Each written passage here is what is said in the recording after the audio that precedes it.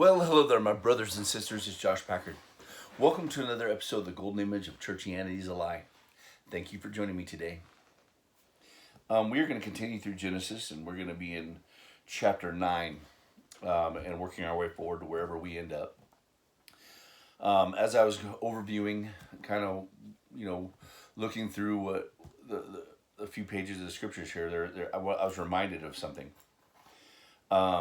There's a very interesting word that is used here in chapter 9, and I just want to kind of share it with you and see what you think, see if it sparks anything in you. And God blessed Noah, and this is chapter 9:1, and his sons, and said unto them, Be fruitful and multiply and replenish the earth. Which everybody goes, oh yeah, that makes sense. The earth was destroyed, all these people removed, and beings everywhere. So now the earth needs to be replenished. Well, and that makes 100% sense. But there's another place you see that word replenish, which is really funny. Is that whenever God gave the commandment to Adam and Eve to do the same thing, which is interesting. It says replenish the earth. It doesn't say to fill the earth. It says to refill the earth. Interesting. So God created man in his own image. In the image of God created he him. Male and female created he them. And God blessed them and said unto them, Be fruitful and multiply and replenish the earth and subdue it and have dominion over the fish of the sea and over the fowl of the air and every other living creature that moves upon the earth. But this word replenish doesn't seem to make sense with our idea of what really is going on here, right? A lot of people, I've seen a lot of people comment that between Genesis 1:1 and 1:2, it's like they think there was a gap, right? And that's where the fallen Satan and the angels got cast out and put down the earth, right? And so I just want to read it over to you real more time. He says, In the beginning God created the heaven and the earth, and the earth was without form and void, and darkness was upon the face of the deep, and the Spirit of God moved upon the face of the waters. Yeah, I mean, it could be just the lineal progression of creation, or something happened in between there, which I've seen the argument made, which is valid. I mean, I can look at it and go, yeah. Especially when you see these words replenish. It's like that whenever the fallen angels and Satan are cast down to the earth, it's like Adam was like sent to be the answer to that, to reconcile and bring them back, right? But then Adam got corrupted, everything went into darkness again, right? So anyway, but this idea of replenishing the earth. And so I believe that at the millennial reign, that's what he's going to say to us again: is go be fruitful, multiply, and replenish the earth. I think that, and that's where I'm kind of getting this idea, because the earth was meant to be populated. It was supposed to be a heaven on earth originally, kind of a thing. It's supposed to be the garden, like everything was just great, hunky dory. Everybody's walking with God.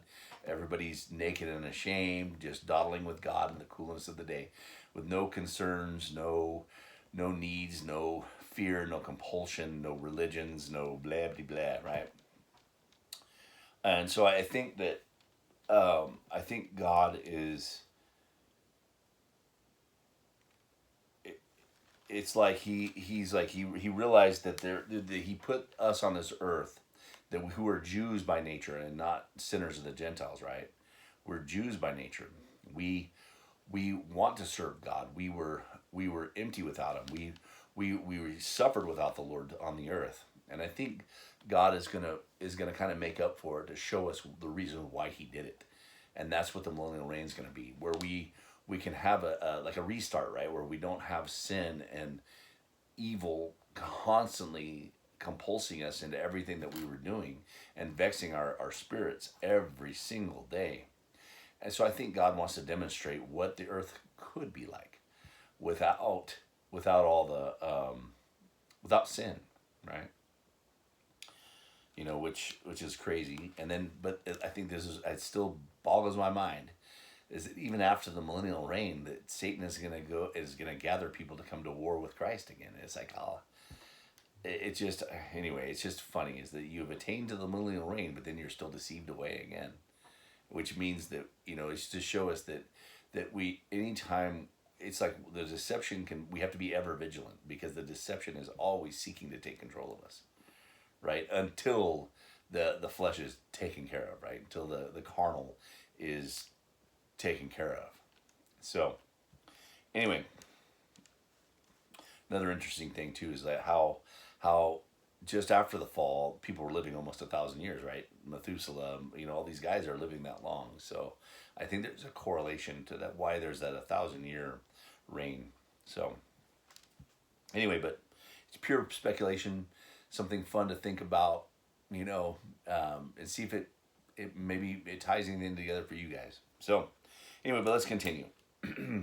And God blessed Noah and his sons, and said unto them, Be fruitful, and multiply, and replenish the earth. And the fear of you and the dread of you shall be upon every beast of the earth, and upon every fowl of the air, and upon all that moves on the earth, and upon all the fishes of the sea. Into your hand they are delivered. Every moving thing that lives shall be meat for you, even as the green herb I have given you all things. And this is where, like, before this, the meat was not eaten. So we had a very different relationship with the animals. The animals had a very different. There's a fly. Everything was different than what it was after this juncture, right? So now we were given every herb before. Now we're given meat, but it goes back to really emphasize the fact that the covering that God covered them was not for food. It was purely for the covering, and God did the very first. Shall we say, murder on something innocent in order to preserve us, which is a picture of Christ, right? So more and more, I think one of the greatest analogies is that this is like a chess game between a master and being God, the master, and then you got this newbie guy named Satan playing, right? And if it was two masters that were playing together, Satan would already know he'd lost, right? Because in these masters, I don't know anything about chess. I've never played it, but I do understand this principle: is that whenever you have two masters sitting at a table, within a few moves they know who's going to win. Unless the only hope that you have if you're losing is that the other guy makes a mistake, and that's what you're waiting on. Waiting for him to have an error. Well, the thing is, we know God is not going to have an error. He's already seen the end from the beginning. He's seen every move and every step of the game. But Satan's like just still oblivious. Oh, I'm winning. Look, I took a pawn. Oh, look at this. I took a rook. I took whatever. And God's like, oh, keep coming, keep coming, keep coming. You know what I mean? And so he can just wipe him off the board. And so we need to look at this in that way, is that there is some things in chess, you sacrifice some things in order to gain a bigger victory. So anyway, that being said, let's move forward. But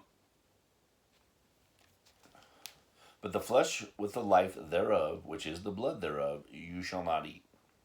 And surely your blood of your lives will I require at the hand of every beast. I will require it at the hand of man, at the hand of every man's brother will I require the life of man, meaning that somebody, if the guilty has to die in order to remove the guiltiness, right?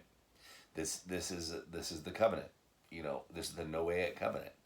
If you murder somebody, if you do something, somebody has got to be killed in order for that blood guiltiness to be removed, and it's got to be the guilty party. And this is setting up so that we can understand that when Christ took our punishment upon himself, we fully deserved.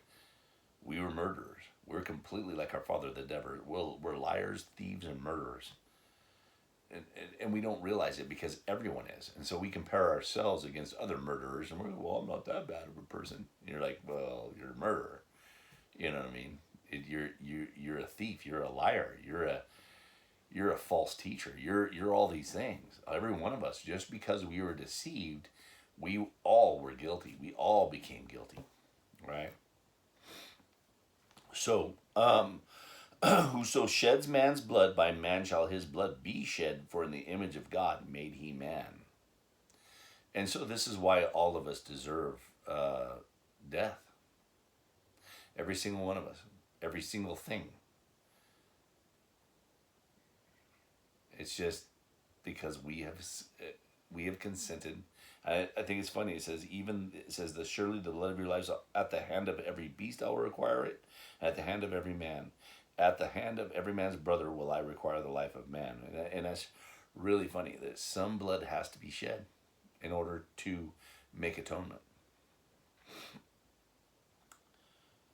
So if we're all murderers, then we're all subject and sentenced to death, all of us. And that's why Christ had to save everyone and everything, because nothing could escape that sentence. The blood to be paid there was no blood worthy to be paid for that sacrifice, because all you can't, a murderer dying for another murderer, it doesn't make sense. It doesn't cancel out the blood guiltiness. So somebody innocent with the power and the authority had to come on our behalf, just like the innocent lamb that was, or the sheep that was used for coverings, just like the sacrifices at the temple and all this other stuff. And everybody says, "Oh, they're so barbaric. They just killed these animals." Yeah, but you guys have to realize that they used the skins, everything was for food for the priesthood and for the worshipers as well. I mean, it wasn't just like, it was more like a barbecue. I mean, there were instances of full burnt sacrifices, and they made sure that the animals were humanely treated. I mean, that was part of the process. That's why that kosher idea is that the animals could not be strangled. They made sure they were not in fear. They did everything they could to make their passing as comfortable as possible. And you be ye fruitful and multiply, bring forth abundantly in the earth and multiply therein. And God spake unto Noah and to his sons with him, as saying, and I, behold, I establish my covenant with you and your seed after you. And this is an interesting thing, because, like, say me, I love kids more than anything in the world. If I would have been able to start having kids at 20, I would have had like 10. I love having kids. I love children. And so my life, because of my insecurity and the way I was raised and my sensitivities and whatever else, I was so screwed up when I was young. I was so vexed every single day. And so I couldn't marry and I couldn't have kids because I was just afraid of what I would do to them, because I was so filled with anger all the time. But I always loved kids. Always. So, anyway, that's why I think that God is going to kind of give us a second chance to have more kids and to live a life like Jacob, right? Or Abraham, Isaac, Jacob, kind of where you're literally seeing the fruitfulness of love on with your family and children, and in an unrestrained environment. I just this is what is impressed upon me. I can't prove it right now, but usually whenever I have these impressions upon me like this, it usually ends up becoming true. So it just means I haven't been able to prove it yet. And he says, I establish my covenant with you and with your seed after you, and with every living creature that is with you, of the fowl, of the cattle, of every beast of the earth with you, from all that go out of the ark to every beast on the earth. So this, there's a lot of people too that say, oh, animals don't go to heaven. They can't make the choice to believe. And it's like, really? God's covenant wasn't with, you didn't need to believe. It was God's covenant. It was he unilaterally making a covenant with you. It's not you. And I think that this idea that the animals, them being underneath the same promise, it just shows how it's not according to will. You know what I mean? And I will establish my covenant with you. Neither shall all flesh be cut off any more by the waters of a flood, neither shall there any more be a flood to destroy the earth. And God said, this is the token of the covenant which I made between me and you and every living creature that is with you for perpetual generations. I do set my bow in the cloud, and it shall be for a token of a covenant between me and earth. And it shall come to pass, and I think this is great, between me and the earth. Again, this isn't just, God is just expanding this covenant to reach even further. I always think of it like in Lot, or whenever Abraham says, "Well, peradventure you find 40 in the city that are righteous. Will you spare the city?" God's like, "Yeah," and he goes all the way down to 10, and you realize he dang fly, and so anyway he goes down to 10, and then he even goes. Then they go to the city, and they won't destroy the city until the one righteous is removed, which is just such a it's just such a beautiful picture that God has to remove the righteous before he can destroy. He has to put them somewhere, right? Keep them safe, which is interesting. And again, the bow of the cloud is kind of like circumcision, right? The bow was set after God made his promise and after they were already partaking in his covenant. And then all of a sudden now the rainbow appears as a token of what he'd already established. And the same thing with like circumcision. They didn't, it's like they went into the wilderness and then they were circumcised. They went into the good land, then they were circumcised. So it's like God fulfills his promise first, then comes the circumcision. The same thing with the bow. Again, demonstrating you, it is not, you don't do anything. All of a sudden you're ushered in, and then you realize you're in, and then God gives you the token. You don't believe to enter in. You don't accept. You don't choose to go into the kingdom. You don't even know where you're going until you get there, and then all of a sudden God goes, ta-da, and you're like, what? And then he's like all circumcised. You know what I mean? It's not like you literally had no will or volition. The Israelites, they didn't know where they were going. What was the significance of what they were doing? God was in the camp with them. They just they didn't know until God showed them, right? So and he says, and I'll remember he says, and it shall come to pass when I shall bring a cloud over the earth that the bow shall be seen in the cloud, and I'll remember my covenant, which is between me and you and every living creature of all flesh, and the waters shall no more become a flood to destroy all flesh. And the bow shall be in the cloud, and I will look upon it, that I may remember the everlasting covenant between God and every living creature of all flesh that is upon the earth. So this covenant is not just for man, it's for everything, right? This is a picture. Because whenever we went into the ark, we took the animals with us, right? That's what Noah is a picture of. It's a 3-level ark. It's just an overlay of the temple. It's the overlay of the Father, the Son, the Holy Spirit, and then the Ark of the Covenant, right? The Ark of the Covenant is Noah and his family. It's a picture of that, right?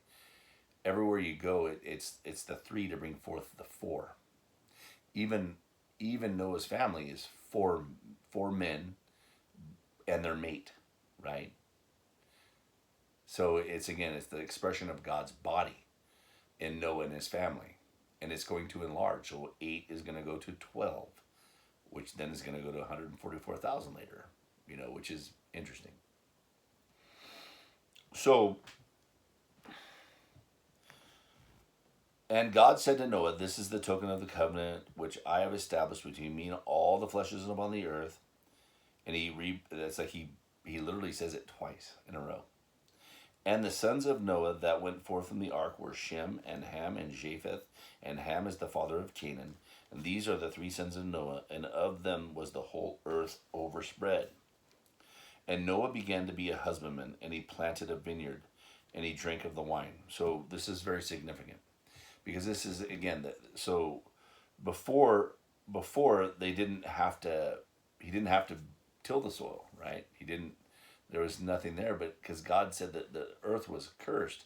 Well, now the earth isn't cursed again because the curse was dealt with in Noah, right, in the flood. So now he's a husbandman, right? On top of that, he ends up getting drunk. Okay, so this is a big deal right here. Ham is going to do something that he should not do, and there's a big significance as to why. So, and Ham, the father of Canaan, saw the nakedness of his father and told his 2 brethren without. And again, this is looking for the nakedness. It's like he saw the nakedness, not God's covenant, not that it was his father, he didn't give him honor. He looked for the sin in him, which would be calling somebody a sinner or accusing them just like their father, the devil, right? So Ham is going to do something wrong here. And Shem and Japheth took a garment and laid it upon both their shoulders and went backwards and covered the nakedness of their father. And their faces were backwards, and they saw not their father's nakedness. So this is cool, is they were seeking to cover his nakedness, right? Which is what God did with Adam, right? Covered his nakedness. It's always, instead of revealing nakedness and pointing nakedness out, it's applying the covering of God. When we see an error, or when we see something that is shameful, because Noah's naked, drunk, laying on the ground, right? And so they covered him up.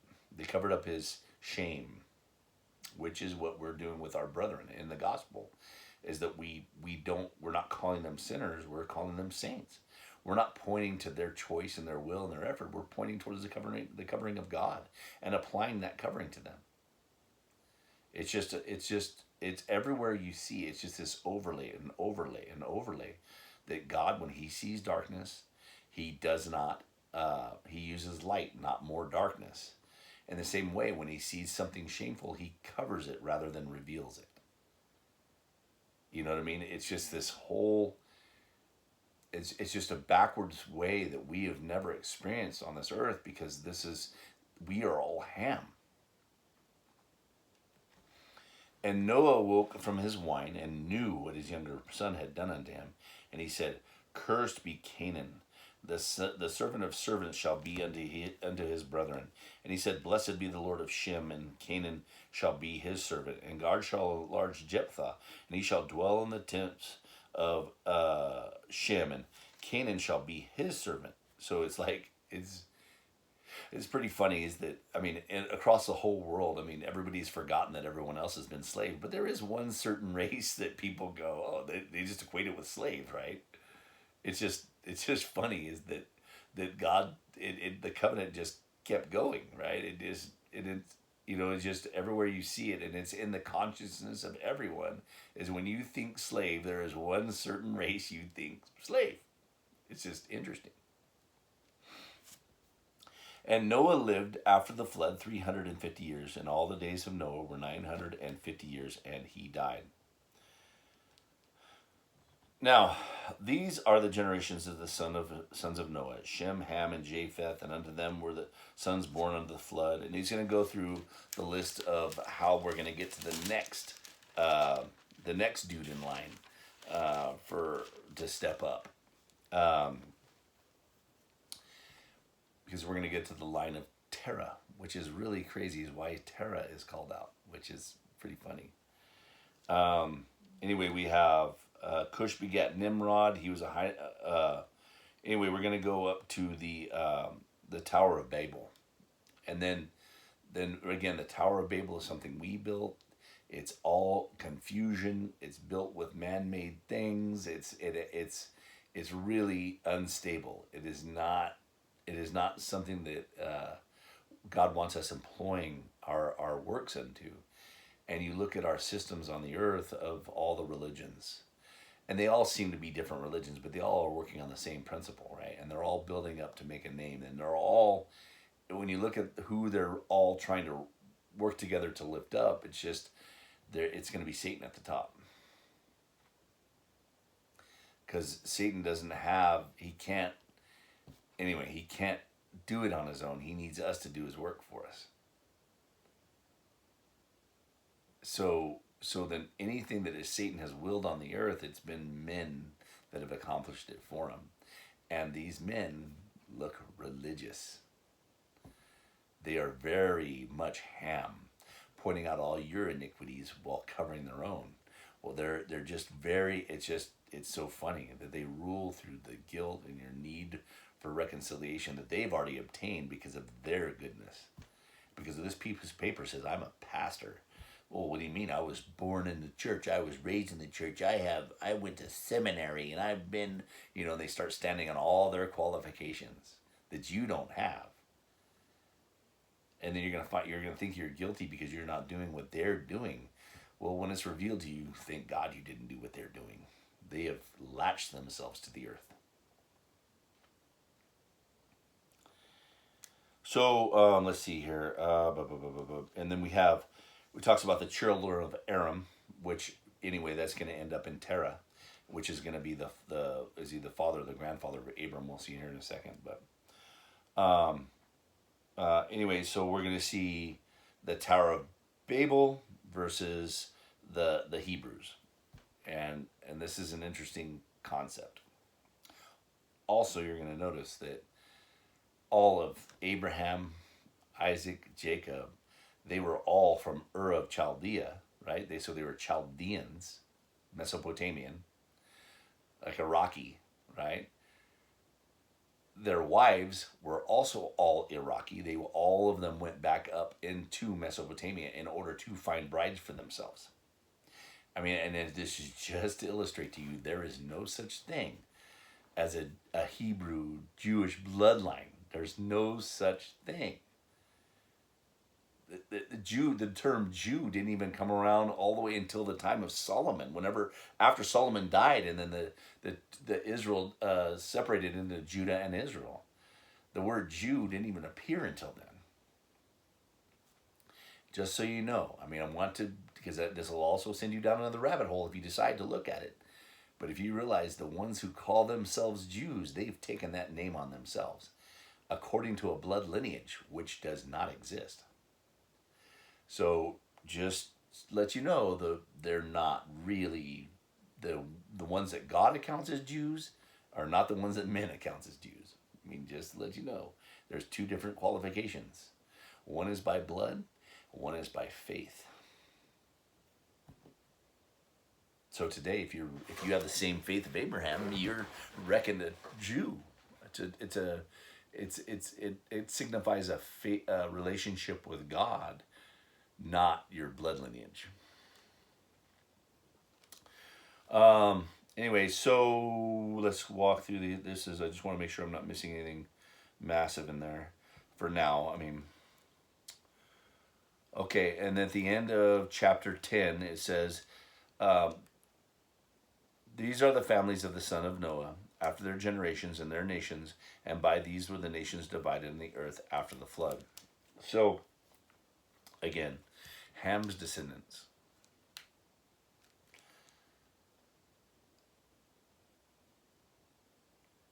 Yeah, because it was Ham to Canaan to Cush to Nimrod, and Nimrod was the builder of the, or he was responsible. They describe it unto him as being responsible for the gathering together everybody and setting up that Tower of Babel, which corresponds unto what Ham did to his father, right? So let's see, let's go on. And so the whole earth was of one language and one speech. And it came to pass, as they journeyed from the east, that they found the plain in the land of Shinar and dwelt there, which is Babylon. And they said one to another, go, let us make brick and burn them thoroughly. And they had brick for stone, and slime they had for mortar. So stone is God made, and mortar, right? They're built on like naturally strong substances, things that God has made. Brick and slime are not very strong. So one represents the building of God and his works. The other one represents man and his works. Okay, so we can know this tower is built upon works, and man's fully creation. It's just an abomination, right? Anyway, and again, we are all back to that place to where we're like all of one accord. We might not have the same languages yet, but we are all of the same accord, and all of us are working on building this global Tower of Babel, which is all your institutions and all these things, until there becomes a one world religion, which will be the ultimate Tower of Babel, right? Anyway, it's just seeing what one is based on, which versus the other one's based on.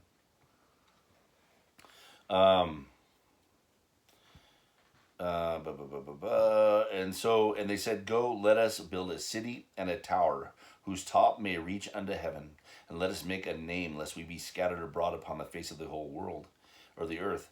And the Lord came down to see the city and the tower which the children of men builded. And the Lord said, behold, the people is one, and they have all one language, and this they will begin to do, and now nothing will be restrained from them which they have imagined to do. And so a lot of people have taken this to mean that, they're going to do some amazing things. They're going to make these technologies and do all this stuff, which is true. But it's like there's nothing restraining them from their own imagination, from their own desires, their own works, their own. The anthropomorphic is a really honestly, it's just making something in the image of a man. It's just a man's understanding, and there's nothing restraining them now. For some reason, it's like the interesting thing is like I just read the Satanic Bible, and the one of the interesting things, there's many interesting things, but one of the main interesting things is that we, if you have a conscience, you whenever you do something, you're like, oh, you're approaching something, you're like, I better not do this. Your conscience rises an alarm, and so you go, okay, I better not do this because this is going to bring some sort of negativity on me later, because you understand the laws of retribution. But what the Satanist does is he goes, well, if we just keep pushing, we can go right through that and don't have to worry about it anymore. And so that's what they do. And they fully submit themselves to their own right and wrong, good and evil, according to their own standards. And so that's why they don't feel guilt like the rest of us. They become, was it sociopath or psychopath or whatever they become, but they lose their sense of conscience. Everything is measured in how they can gain or lose. It has nothing to do with the natural restrainer that's in you. So it's kind of an interesting thing. And so you can see how the Tower of Babel, once men fully committed, it's like they went below their conscience. And once they're below their conscience, the anything that they want to do, they'll do and justify it. Right? And that's what you see in the religions today. So much stuff going on. I mean, people are justifying killing each other, justifying taking, stealing, robbing. They're doing all the things that are contrary to God. And just bold-faced, smiling, claiming they know the way. They're just completely with all boldness doing all evil.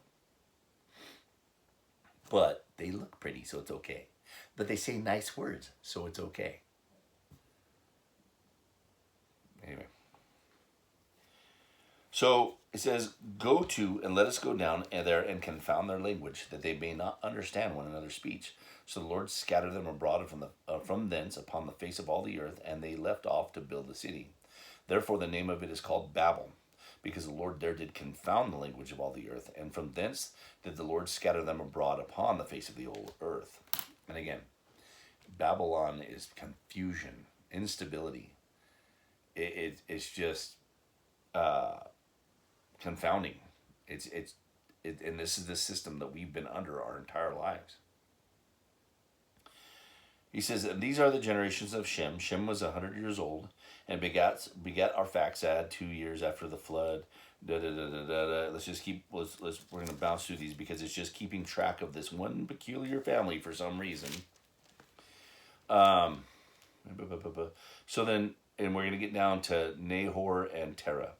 And so anyways, Nahor lived after he begat Terah 119 years and begat sons and daughters. And Terah lived 70 years and begat Abram, Nahor, and Haran. Now these are the generations of Terah. Anyway, we're going to go, this is kind of important, so I'm going to go through it.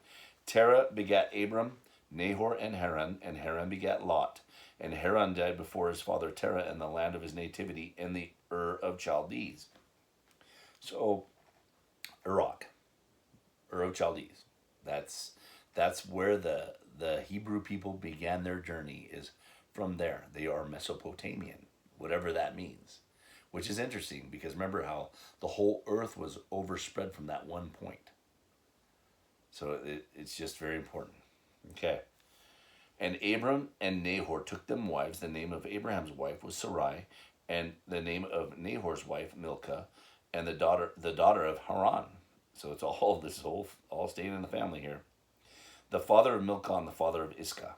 But Sarai was barren, and she had no child. And Terah took Abram his son, and Lot the son of Haran his own son, and Sarai his daughter-in-law, the son of Abram's wife, and they went forth with them from Ur of Chaldees to go to the land of Canaan, and there they came to Haran and dwelt there. And the days of Terah were 205 years, and Terah died in Haran. Okay, this is interesting because everything, it's like there's like in my mind, it's kind of like borders. Like when I see Egypt, the wilderness, and Israel, when I see outer court, inner court, holy of holies, there's borders, whether actual or imagined, but there's a border here. So they don't take for them any wives from Canaan. There is no mixing with Canaan in the original families. That ended up becoming Hebrews from this point forward. And Hebrew just means traveler, sojourner. Someone that is, that's their life is a tent life. They're constantly like nomads, not vagabonds, because vagabonds are, they find no home. There's no peace. There's no joy. It's just vagabonds are kind of like zombies. I think it's more like the term where they just have no satisfaction wherever they go. But a Hebrew is someone that makes their life, and they're just a normal part of every day of their life is traveling. So, anyway, that's kind of like us who don't have a home on this earth. Now the Lord said unto Abram, Get thee out of thy country, and from thy kindred, and from thy father's house, unto a land I will show you. And I'll make of thee a great nation, and I'll bless you, and make you your name great, and you shall be a blessing. So this is kind of cool that he's going to be a blessing. And I will make of thee a great nation, and I will bless thee, and make thy name great, and you shall be a blessing. Oh, I just repeated that. And I'll bless them that bless you, and curse them that curses you, and in thee shall all the families of the earth be blessed. This is crazy. All the families of the earth shall be blessed because of him. So, and we know from retrospect that it's because Christ was in his loins, right? The same reason why Noah was righteous in his generations. It wasn't just that likely he wasn't mixed with any fallen creatures, but also that Jesus was in his loins. So he was righteous in his generations. And Shem, the same way, because Shem is the great grandfather of Jesus, right? It's just this idea. Lot is the same reason. Lot was not a good dude, but he was considered righteous because of Ruth was in his loins. And Ruth was a Moabitess. And the Moabites came around with the incest relationship between Lot and his daughter. So over and over and over again, from the seemingly chaos, God provides light. He provides a way, and the least way likely, from the least likely people that you'd ever imagine. But they're not called righteous because of their actions, but because of who dwells in them. Same thing for you. You're not accounted righteous or unrighteous by anything that you do, but whether or not Christ has taken up his abode in you, and he has. And that was before you even created. So you know that the whole build, like say if you were a building, Christ is the first thing that was laid was Christ, and then you were built around him.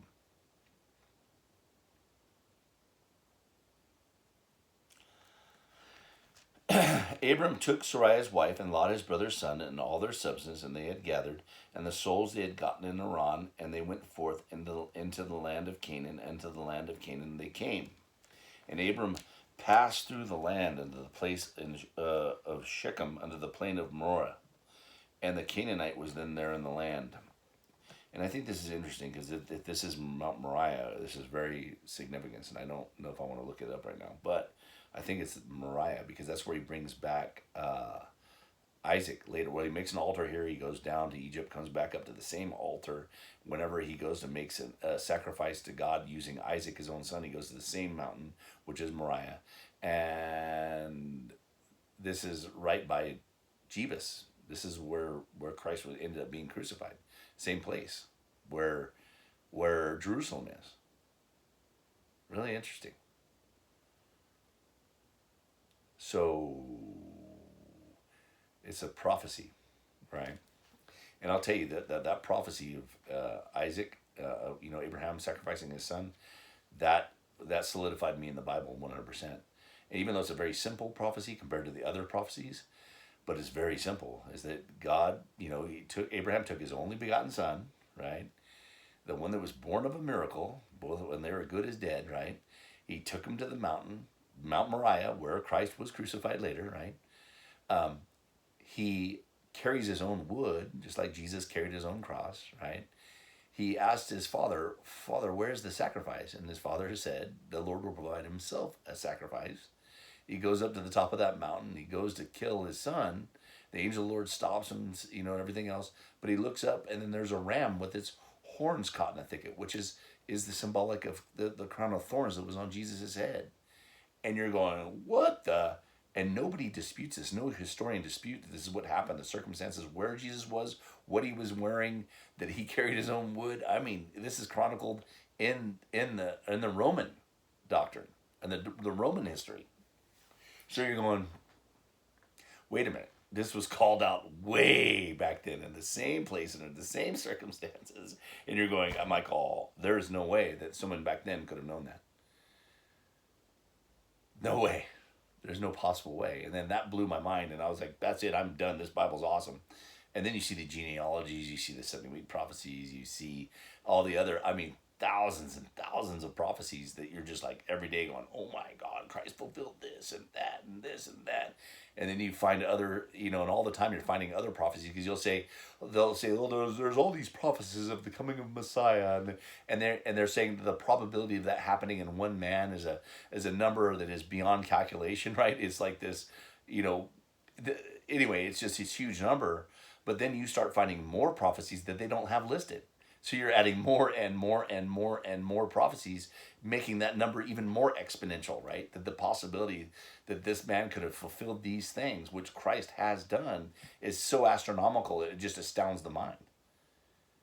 It's unreal how thorough God is and how he in every single way has absolutely upheld his word and showed us that he has. And we're just like, nope, I'm going to join a religion. Nope, I'm a sinner. Nope, those people are going to go to hell because they didn't believe like I did. And you're just like, God, we're stupid. So, his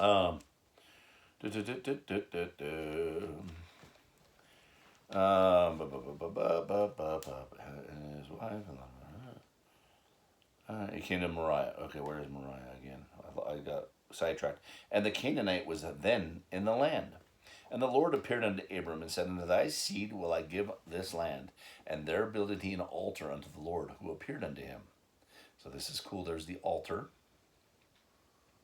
And he removed from thence unto a mountain in the east of Bethel, and pitched his tent, having Bethel on the west and Ai on the east, where, it's just interesting where Joshua, comes back through. And there he builded an altar unto the Lord and called upon the name of the Lord. And Abraham journeyed, going on still towards the south. And there was a famine in the land. And Abraham went down into Egypt to sojourn there, for the famine was grievous in the land. And it came to pass, when he was come near to enter into Egypt, he said to Sarai his wife, behold, I know that you are a fair woman to look upon. And he's like 75, so she's like in her 70s. And she's like so hot that guys can't even contain themselves. That's amazing. And therefore it shall come to pass, when the Egyptians shall see thee, and they shall say, this is his wife, they will kill me, but they will save you alive.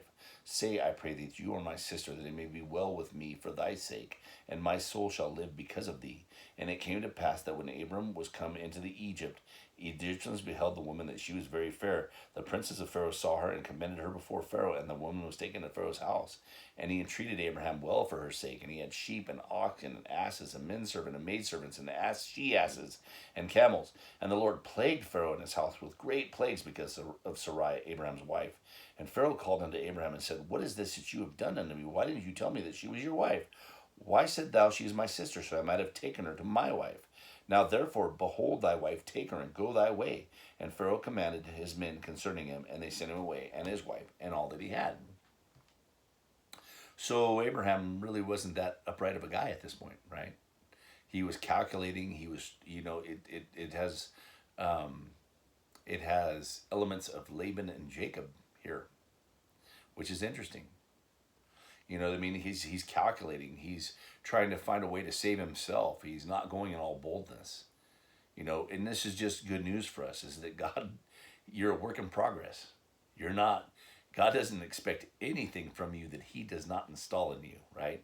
He has to stabilize you. He has to make you holy.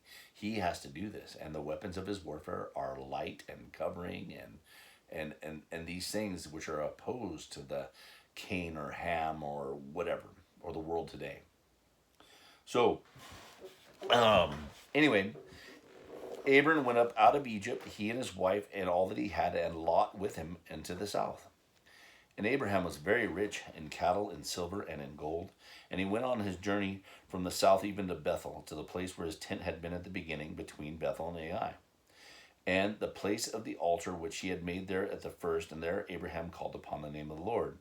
And Lot also, which went with Abraham, had flocks and herds and tents.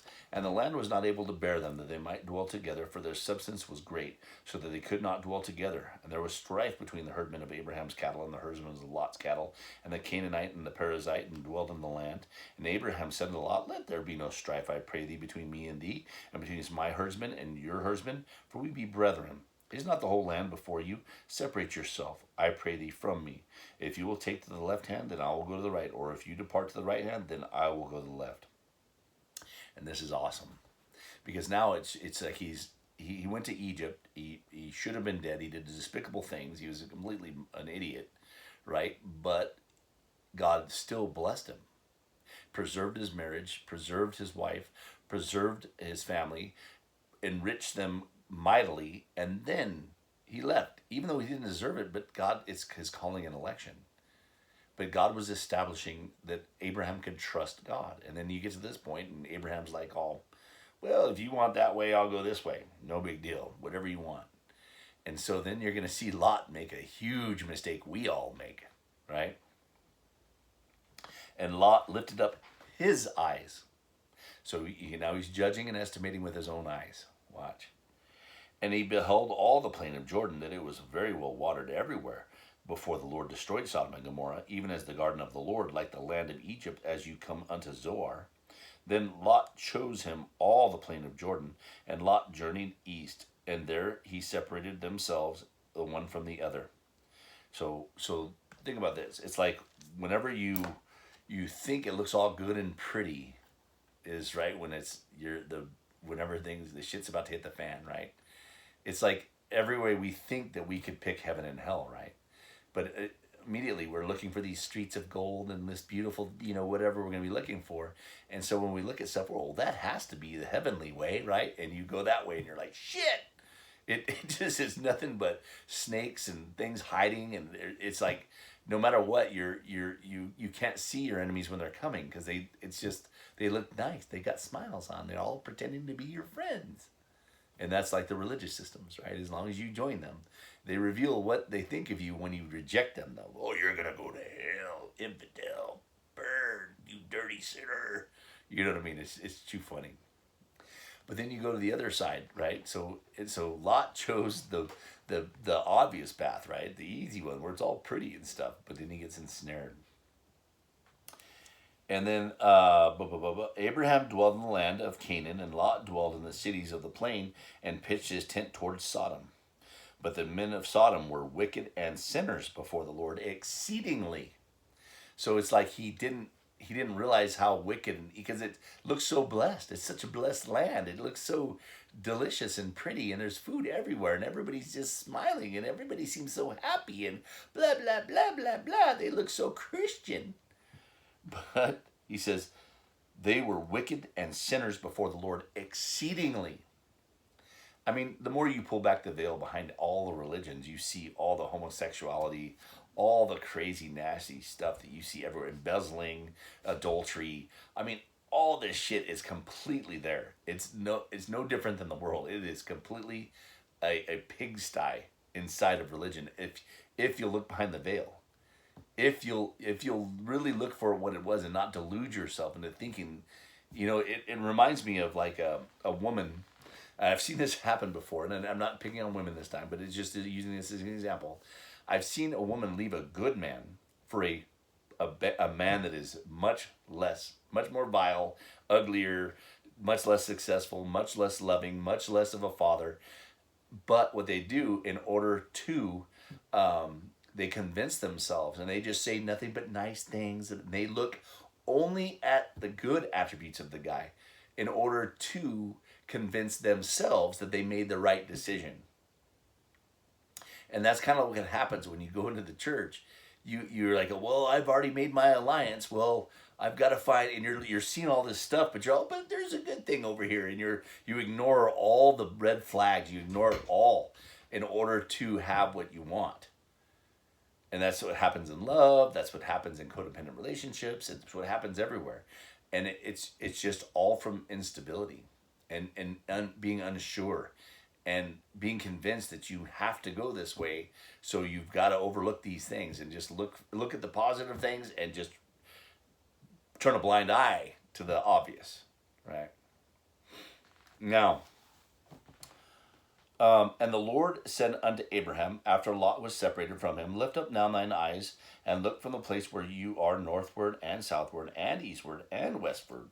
For all the land which you see I will give unto you and your seed forever. Well, Abraham took the path. He's like, okay, well, he's all, well, I was hoping I was going to get that land, but no big deal. And so he starts heading out in the wilderness, right, where it's desert, right? There is not this abundance that you see immediately, but it's where God wanted him, dependent upon him and unsnared, away from all the wicked sinners, right? And this is us. Once you leave the camp, is even though like it talks about in Hebrews, it talks about how we have to go outside the camp anyway to bear Christ in his reproach. And it's the same thing to anyone that was looking at Abraham and Lot. They'd be like, oh, well, Abraham just screwed himself, right? And that's not what happened. Abraham just left it up to chance, left up to what God had wanted, and went. And then God rewards him abundantly, even in the desert. Even the place that looks like it's dry, there's no food, yet God makes a way, right? Always. And without compromise. He says, I'll make thy seed as the dust of the earth, so that if a man can number the dust of the earth, then shall thy seed also be numbered. Arise, walk through the land, in the length of it and the breadth of it, for I will give it to you. Then Abraham removed his tent and came and dwelt in the land of Mamre, which is in Hebron, and built an altar there unto the Lord. And that's interesting too, is that God gave him not just the north, the south, the east, or the west, but also the east where Lot was going. Right? So it's like God said, okay, Lot, you can take that. But then God's like, oh, because you've done this, I'm going to give you it all because you've been obedient to me. And again, this is what he says to us. And then Abraham removed his tent and came and dwelt in the plain of Mamre, which is at Hebron, and built there an altar unto the Lord. We're running out of time. I would love to get into chapter 14 now, but we'll have to do that later. Anyway, there's some important points to take from this. We're seeing the Tower of Babel. We're seeing it built from Canaan, right? Canaan or whatever you want, but the Canaan, I just think it's easier to say. Anyway, from Canaan and his descendants, and then we see the heart of Canaan and the fact that he uncovered his father's nakedness, right? Was looking for his nakedness rather than covering him, right? And so all the whole system of Babylon is built upon that looking for in the negative, looking at your sins, looking at your transgressions, seeing your need for redemption, seeing that you are fallen short, in order to so that you'll start making brick and slime in order to build that Tower of Babel in Babylon, right? The confusion, this big tower of confusion, right? But for those of Abraham, you don't have any, of Shem and Japheth, they don't have any intercourse with that. They didn't. That's not what they're about. And so you see, Abraham is a complete contrast to the Tower of Babel, and the fact that he's a Hebrew, a traveler. He's not trying to be consolidated, and he's not. And his altars, I guarantee, were made out of rocks, not brick, right? If he used anything on them, it was mortar, not slime.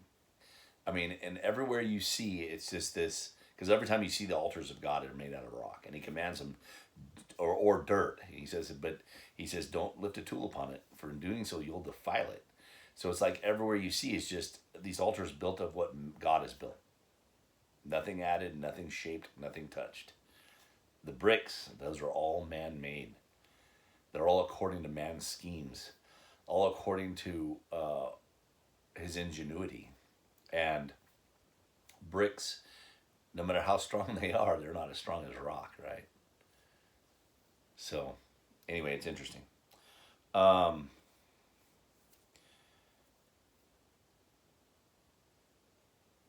We are strangers in the land. We're Hebrews, we're Israelites, we're also Jews all at once. And hopefully, as we get through this, we can start. I'll start illustrating that more. But Abraham is the beginning. Jacob is the end. So think of this as, because of, it's like this man builds up to this point, and then he has a son, then his son builds up to the next point, and then his next son builds up to the next point, and the last son builds up to his point, right? The one that ends up being the savior of the entire family. So Abraham, and then he becomes the father of many nations, and you have Isaac, which is laughter, and Isaac didn't do anything. He didn't have any strife or anything. He didn't fight. He didn't do anything. He was just in peace, right? He was just. Then you have Jacob, who is the supplanter, and he's trying to figure stuff out. And he ends up becoming and making the 12 tribes. But then Joseph comes out of that, right? The one that was dead and yet is risen, right? The one who sits at the right hand on the throne of God, right? Or in Pharaoh's kingdom. Well, he's the fourth aspect. You have Abraham as like the father, Isaac the son. You have Jacob as the Holy Spirit. But then Joseph is them all combined in one, reigning and supplying to his family, right? And this is what we've got to see, that God is not, he's not the Trinity, where he's three different people. That's BS. He is one. But he works himself into us in three ways that will become the fourth aspect, like Joseph, reigning in the likeness of Christ, to where he's establishing in us his image and his dominion again, to where we have, because his image is where we look like him, we talk like him, whatever. But in the dominion, it's where we exert his authority, and which is love, right? Reconciliation. We cover rather than reveal. We bring light rather than shame and darkness. The weapons of our warfare are not carnal, right? They're spiritual, for the tearing down of strongholds and all the stuff we're talking about in 2 Corinthians, right? Or is it first or second, I think. But anyway, we walk like him, we look like him, we talk like him, we do what we see him doing.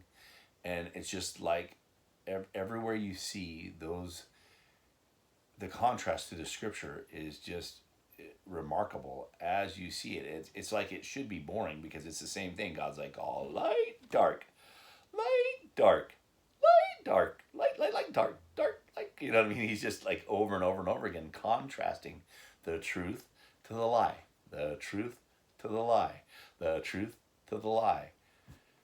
The answer to the lie is truth, right? It's just the answer to darkness is light. I mean, everywhere you see his warfare, and then as we have seen and we become holy as he is holy, we begin to war as he wars. So, anyways, my brothers and sisters, have a great day. You cannot fail. You cannot be lost. Your God is mighty, mighty, mighty, and there's nothing you've been planted with Christ. And as you grow and blossom, you'll be the same image and dominion as the first Christ. All right, my brothers and sisters, have a great day. All right, later.